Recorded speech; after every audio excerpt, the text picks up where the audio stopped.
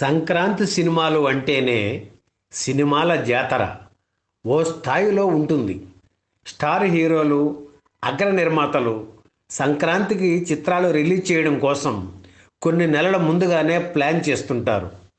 కొత్త సంవత్సరంలో వచ్చే తొలి పెద్ద పండుగ కనుక కొత్త బట్టలు కట్టుకుని కొత్త సినిమా చూడడానికి ప్రేక్షకులు కూడా ప్రిపేర్ అయి ఉంటారు. ఇంతవరకు పెద్ద హీరోలు నటించిన ఎన్నో చిత్రాలు సంక్రాంతి బరిలోకి దిగి పోటీ పడ్డాయి. కానీ 1961వ సంక్రాంతి సందర్భంగా జరిగిన పోటీ మాత్రం చాలా ప్రత్యేకమైందని చెప్పాలి. ఆ ఏడాది సంక్రాంతికి నటరత్న ఎన్టీఆర్ నటించిన సీతారామ కళ్యాణం, నట సామ్రాట్ ఏఎన్ఆర్ నటించిన వెలుగు నీడలు చిత్రాలు విడుదల అయ్యాయి. నిజానికి ఎన్టీఆర్, ఏఎన్ఆర్ నటించిన చిత్రాలు ఒకే సమయంలో విడుదలయ్యి పోటీ పడిన సందర్భాలు ఎన్నో ఉన్నాయి. కాకపోతే 1961 సంవత్సరం సంక్రాంతి నాటి పోటీ ప్రత్యేకత ఏమిటంటే సీతారామ కళ్యాణం, వెలుగు నీడలు చిత్రాలు రెండు ఎన్టీఆర్, ఏఎన్ఆర్ల సొంత చిత్రాలు కావడం విశేషం. సీతారామ కళ్యాణం చిత్రాన్ని ఎన్టీఆర్ నటిస్తూ స్వీయ దర్శకత్వంలో నిర్మించారు. వెలుగు నీడలు ఏఎన్ఆర్ సొంత సంస్థ అన్నపూర్ణ పిక్చర్స్ నిర్మించిన సినిమా. ఒకటి పౌరాణికం, మరొకటి సాంఘికం. ఒక సినిమాకు ఎన్టీఆర్ దర్శకుడైతే మరో చిత్రానికి ఆదుర్తి సుబ్బారావు దర్శకుడు. ఇలా ఒకరితో ఒకరు పోటీకి దిగడం ఎన్టీఆర్కు ఇష్టం లేదు. తమ సొంత సినిమాల మధ్య పోటీ వద్దని ఒక వారం రోజుల తేడాలో విడుదల చేద్దామని ఆయన అంటుండేవారు. వెలుగు నీడలు ఎప్పుడు రిలీజ్ చేస్తున్నారు బ్రదర్ అని అడిగేవారు. అక్కినేని నుంచి సరైన సమాధానం వచ్చేది కాదు. అందుకే 1961 జనవరి 6న సీతారామ కళ్యాణం చిత్రాన్ని విడుదల చేస్తున్నట్లు ప్రకటించారు ఎన్టీఆర్. ఆ వెంటనే జనవరి 7న వెలుగు నీడలు వస్తుందని అన్నపూర్ణ వారు ప్రకటించారు. ఇలా ఈ అగ్ర హీరోల సొంత చిత్రాలు పోటీ పడిన సందర్భం ఇదొక్కటే.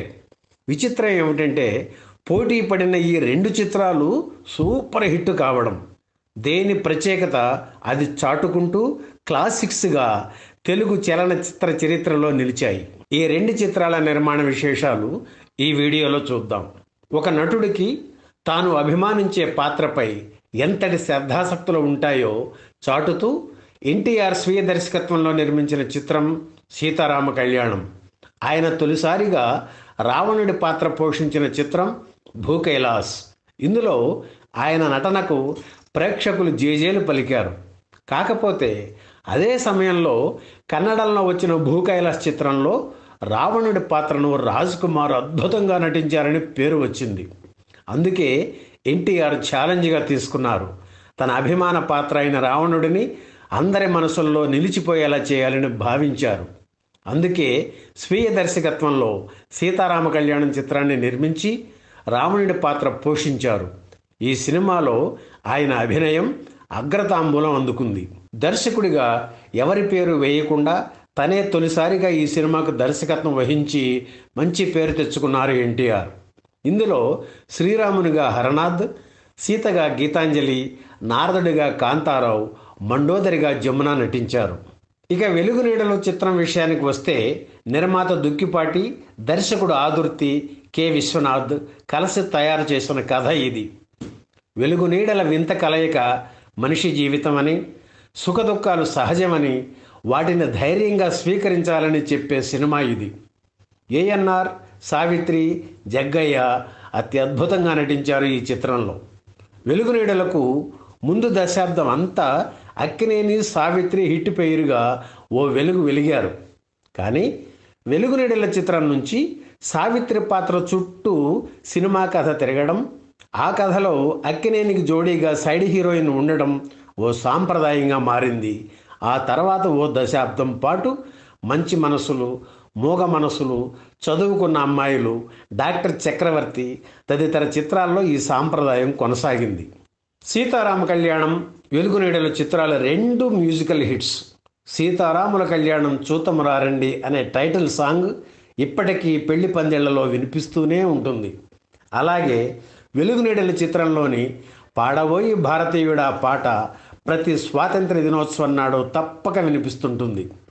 అలాగే ఈ సినిమాలో శ్రీశ్రీ రాసిన కళ కానిది విలువైనది సాంగ్ కూడా ఎవర్ గ్రీన్. ఎన్టీఆర్ ఏఎన్ఆర్ హవా నడుస్తున్న ఆ రోజుల్లో కూడా ఈ రెండు చిత్రాలు నైజాం ప్రాంతంలో ఆలస్యంగా విడుదల కావడం గమ్మత్తైన విషయం. సీతారామ కళ్యాణం ఆంధ్రాలో జనవరి 6న, తెలంగాణలో 14న విడుదలైంది. వెలుగునీడలు ఆంధ్రాలో జనవరి 7న, తెలంగాణలో 12న విడుదలైంది. 28 ప్రింట్స్తో విడుదలైన సీతారామ కళ్యాణం చిత్రం 9 కేంద్రాల్లో 100 రోజులు ఆడింది. వెలుగునీడల చిత్రం 20 ప్రింట్స్తో రిలీజ్ అయ్యి 6 కేంద్రాల్లో 100 రోజులు పూర్తి చేసుకుంది. ఈ వీడియో మీకు నచ్చితే లైక్ చేయండి, షేర్ చేయండి, వెంటనే సబ్స్క్రైబ్ కూడా చేయండి.